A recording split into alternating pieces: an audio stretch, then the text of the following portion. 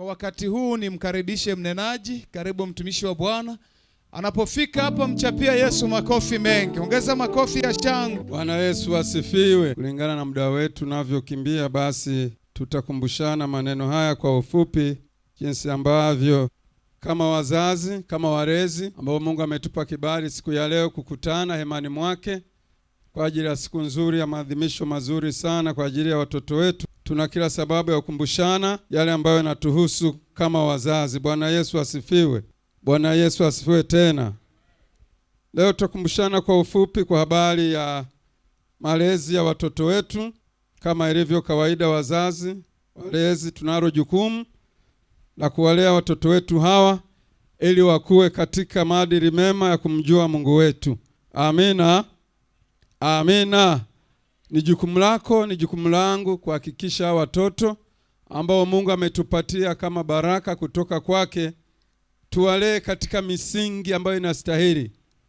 Tuwalee katika mafundisho ya kulijua neno la Mungu, ili wanapokuwa watumishi wa kesho wasiweze kuteteleka wala kutikisika. Bwana Yesu asifiwe.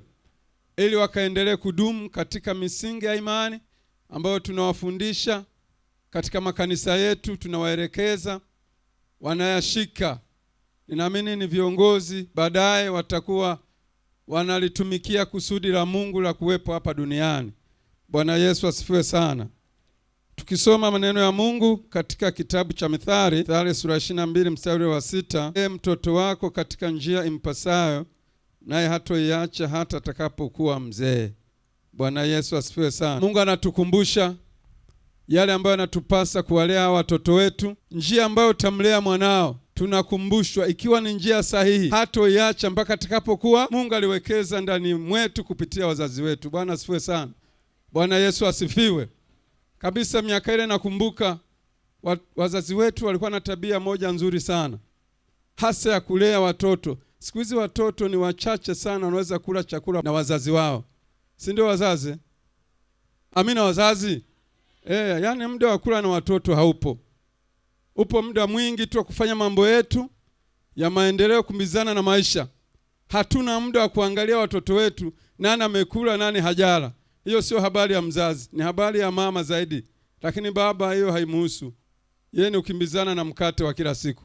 Amina wazazi.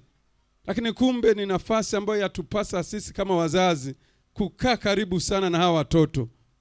Nakumbuka miaka ile, kama unavyojua maisha ya kijijini, na Mungu ametoa neema kwa watu hasa wa magharibi, unakuta watoto kwenye nyumba moja wanaweza kuwa watu zaidi ya 10.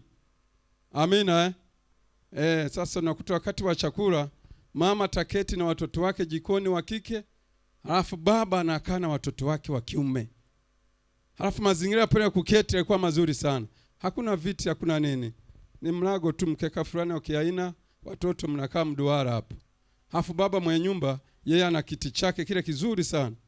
Unakijua hicho kiti cha kukunja na kukunjua yani. Wangapi wanaikumbuka au walikikalia? Yes, kumbe mko wengi. Baba ataingia pale mesini na kiti chake na kunjua na keti. Atanawisha yeye ni wa kwanza. Halafu na bahati nzuri mazingira kwa mazuri sana. Mmeketi, mmeuzunguka ule ugali mnausubiri uletwe pale. Sio maisha ya leo siku hizi kila mtoto na sahani yake. Yaani kila mtoto na sahani na bakuli lake. Lakini enzi hizo watoto muwe 10 muwe zaidi, wote mtazunguka ule mlima pale. Halafu mzee wa kaya akishanawa, watoto mnafuata mnanawa. Na kuna utaratibu ambao baba amejiwekea juu ya watoto. Unajua sasa hivi ndio hiki tunasema kimepungua sana. Kazi kubwa ya mzazi pale ni kuangalia wale watoto wanakulaje. Haleluya wazazi. Tunaifanya kweli hiyo siku hizi? Si tuseme basi tunafanya? Hatufanyi, maisha yametuchanganya. Bwana Yesu asifiwe wazazi. Haya nayazungumza ili tukumbushane malezi ya zamani na ya sasa. Unaweza kuona vile kwa mfano yale yalikuwa malezi ya utumwa. Hapana. Unaweza kuona kama wazee walikuwa wakoloni, walikuwa madikteta. Hapana, walikuwa wanaweka discipline kwa watoto. Bwana Yesu asifiwe. Bwana Yesu asifiwe sana. Tunakumbushana wazazi, tukumbuke wajibu wetu.